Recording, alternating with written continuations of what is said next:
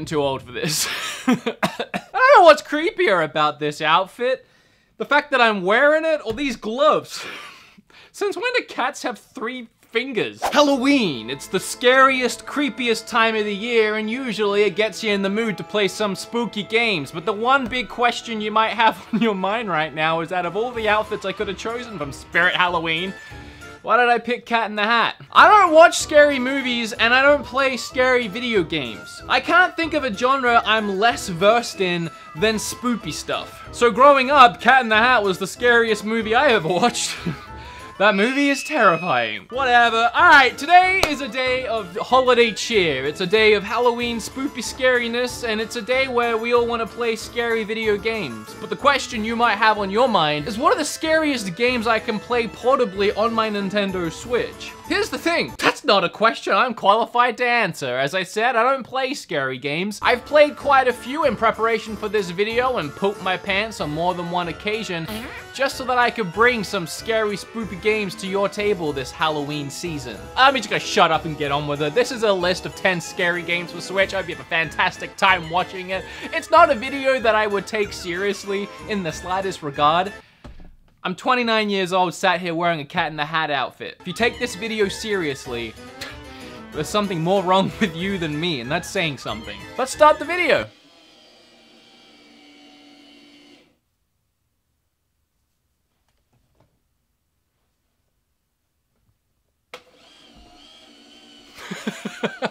The first creepy game on this list actually sponsored the entire video.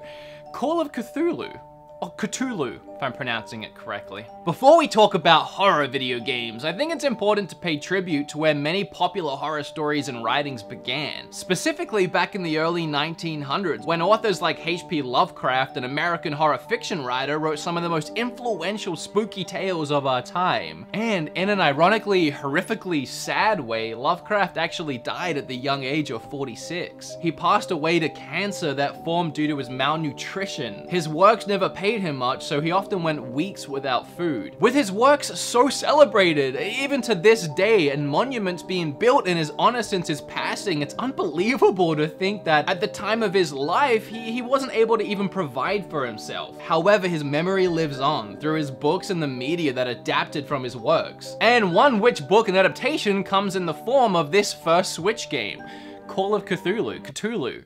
Call of Cthulhu has a rich story where a fire that took the lives of a family may in fact be a cover-up that involves the local police of a small fishing town situated on an island in the middle of nowhere. You play the role of an investigator hired by the father of the victim to figure out what exactly happened within the mansion. One of my absolute favorite things about this game is the skill tree, which allows you to increase things like your psychology, your eloquence, investigation, and so on. Leveling these up will allow you to do more and discover more within the game on your playthrough. For example, leveling up your psychology will enable you to ask characters different questions and press them in the right way to get the answers you desire. There's different ways of getting the right answer, so you have to level up to your desired playstyle. At first, while this fishing island is pretty creepy, you still feel like you have a certain level of control over the situation. But things quickly go south and you find yourself creeping and crawling around doing your best to survive the horrors underneath this mansion. While some other games in this video today feel more like a short jump scare filled thrill ride, Call of Cthulhu is a fully fleshed out adventure. It definitely has a bigger budget feel while stacking on the creep factor. And I love that the closer your investigation gets to the truth, the more it's at a price of your own sanity. The fact that the publishers and developers of this game themselves wanted me to make this list video featuring a bunch of different games in celebrational theme for this season, it just goes to show how much confidence they have in their own game to stand out above a bunch of other spoopy games. And rightfully so, so whether you respect the heck out of that fact alone and decide to grab the game, or you want to check it out for me as it does help support the channel, or you want to check it out to continue the love and appreciation for H.P. Lovecraft's works, you can find a link to this game down below, and I do highly recommend it. Alright, so that's the sponsored game. What other 9 scary games are we gonna talk about today? Let me see what I got in here. Now,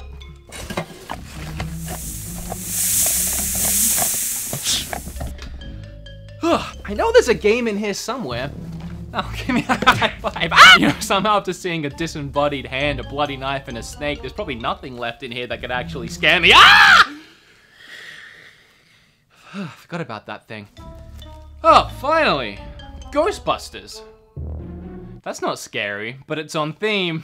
Ghostbusters, the video game. It initially released on PlayStation 3, Xbox 360, and strangely on the Wii. I say strangely because they had to completely change the way the game looked and made it a more cartoony style, which actually looked a lot more like the Ghostbusters cartoon. However, surprising to most people, the Switch is more powerful than the Wii, and finally on a Nintendo system, we're able to play the game the way it was probably originally intended. I had never played this game before, and I wasn't really sure what to expect going into it. And honestly, it kind of plays like Gears of War, which is a weird thing to say, but you play it as an over-the-shoulder third-person shooter. You even run holding the A button and you reload using the right trigger. It's not really reloading in this case, it's more recharging your proton pack, but the control scheme and the weight behind it, it honestly does feel like a Gears of War game. The action is non-stop from start to finish. I mean, you're fighting the Marshmallow Man within the first hour of the game, and it really doesn't slow down from there until you hit the end credits. The voice acting is perfect throughout, both in the cutscenes and throughout the game itself while you're playing. Bill Murray does a fantastic job, and I just really love me some Bill Murray. And for those that might be thinking, we're 2 games into this list, and I have decided to take this video very seriously, and this game does not look scary at all,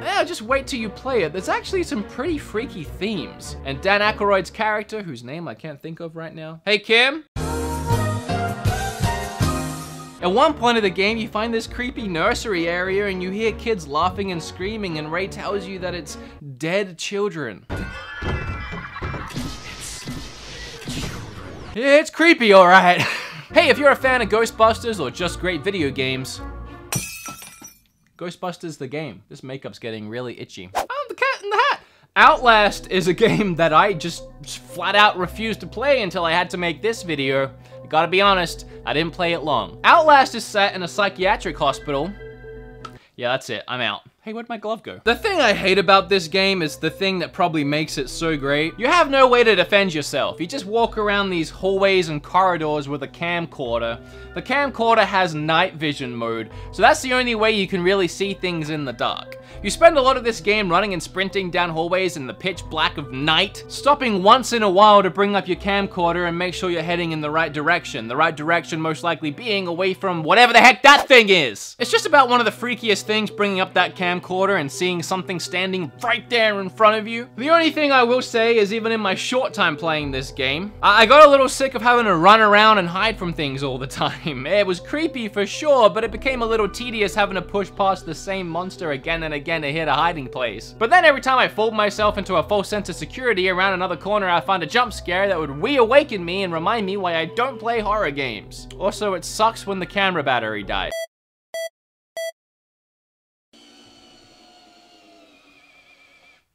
You guys hear something?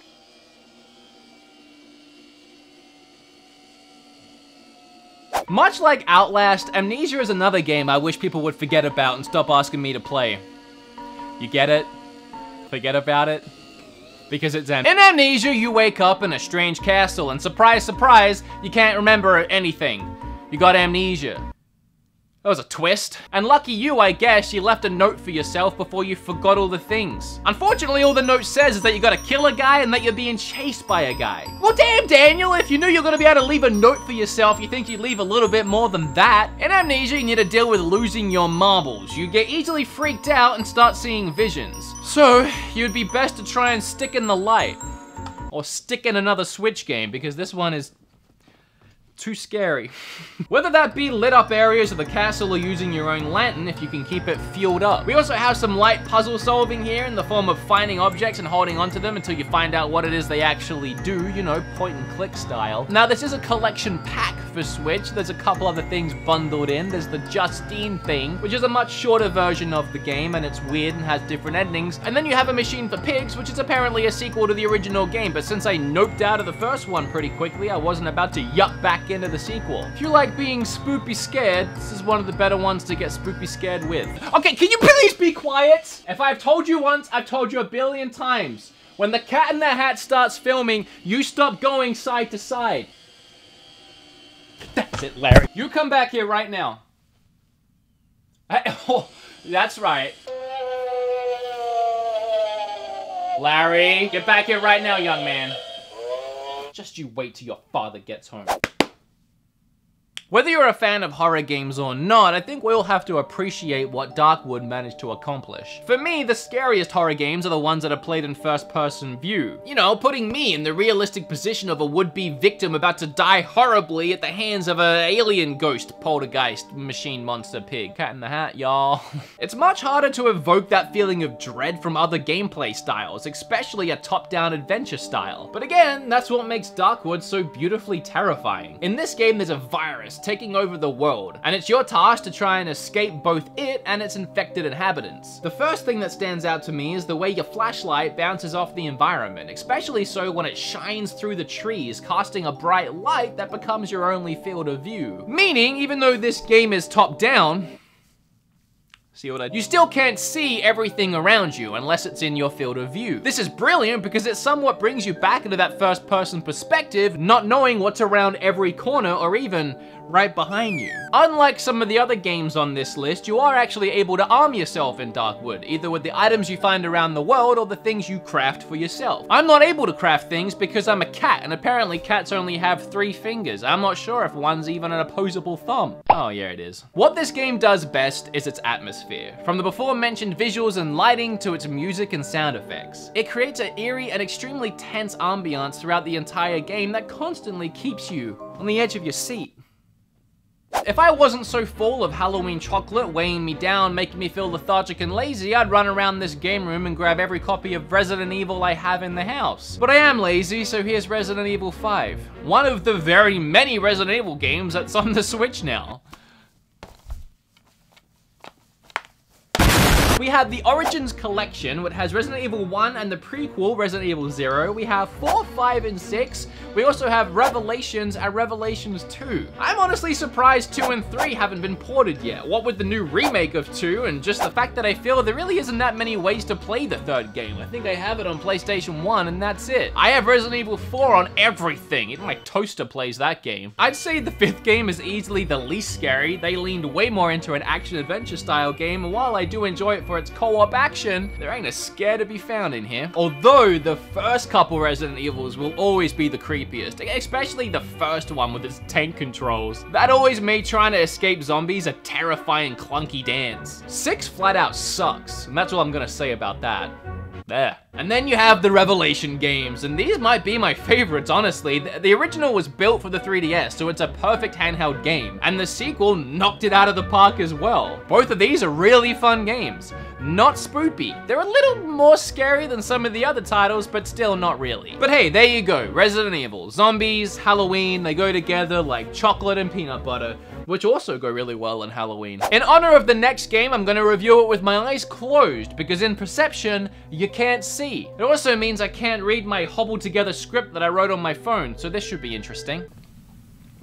Perception is great for one reason and one reason alone. The visuals. I love the way this game is presented. So okay, imagine playing a game completely blind, and the only way of getting around the world is by sound.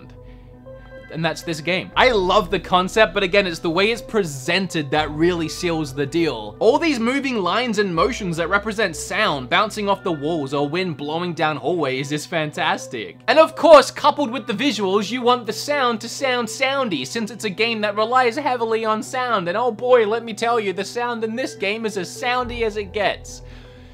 Got great sound. Of all the things I should be asking from a horror game, it probably shouldn't be, hey, do you want to dial up the scary just a tiny bit? But that really is my only complaint, because there is no scare factor in this game, and more it's just a game you try and find your way around a mansion. It kind of leaves the game feeling empty. Again, I don't even like jump scares and scary things, but I feel like there's a lot they could have done with this game. Like, I don't know, creatures, monsters, things that chase you in the night that you can't see, maybe because they're so silent you can barely hear them, and so as a result you can't see them. Or maybe even monsters that are also blind and they can't see you unless you make a lot of noise. I don't know, I feel like there's something here in regards to creatures, monsters, scary things, and sound and being blind. Instead, it's more of a feel your way around a mansion and the story kind of just tells itself to you dealio. Not spoopy. Concept is great though. Can I open my eyes now? For the longest time, the Switch didn't have any Scary Spoopy games, and the audience for Scary Spoopy games was asking for Scary Spoopy games. And the one they finally got was Layers of Fear. Is it actually that scary? Let's find out. With a name like Layers of Fear, I went in expecting something equal to, let's say, a cake. If each layer of cake was filled with spiders, blood, and copies of Xenoblade 2. Ugh. Visually, Layers of Fear is one of the cleaner looking games on the list, and it plays pretty great on the Switch too. And honestly, the more I say about this game, the more it might ruin the experience for you, as it's a genre you really need to just, well, experience for yourself. If you ever played that PT demo on PlayStation 4 before it was ripped from the online, it's fairly comparable to that, where you walk around creepy hallways and rooms and things just kind of happen to you and around you, often screwing with your perception of the world, shifting doors and hallways and messing with your mind. And I gotta be honest, it's not that scary. I mean, it builds a really fantastic, tense environment, and I did feel on the edge of my seat the entire game, and there was a couple of jump scares, but for the most part, it was more of just a haunted house tour, where I was walking around a mansion, watching things happen. Some of those things were scary, but I never really felt like I was in any danger. Kinda like RGT85. He's scary, but he's not dangerous.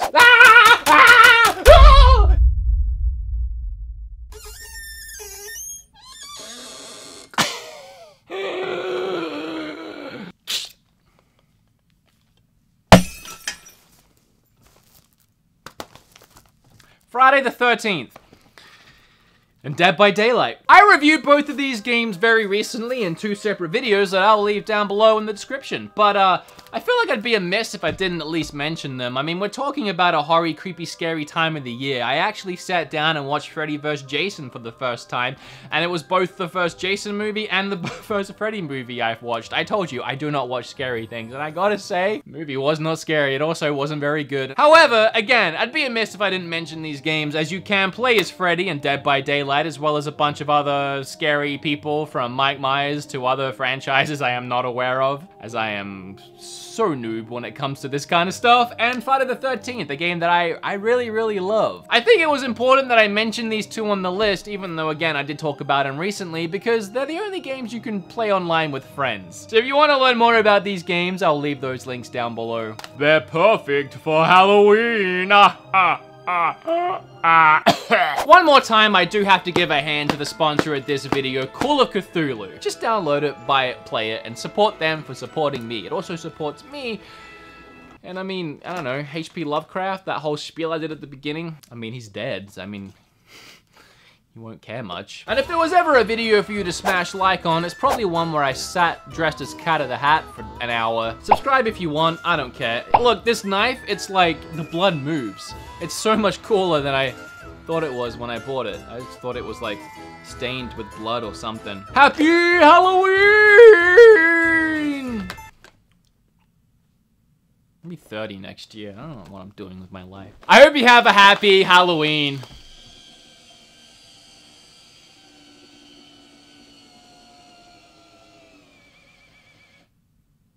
I swear to...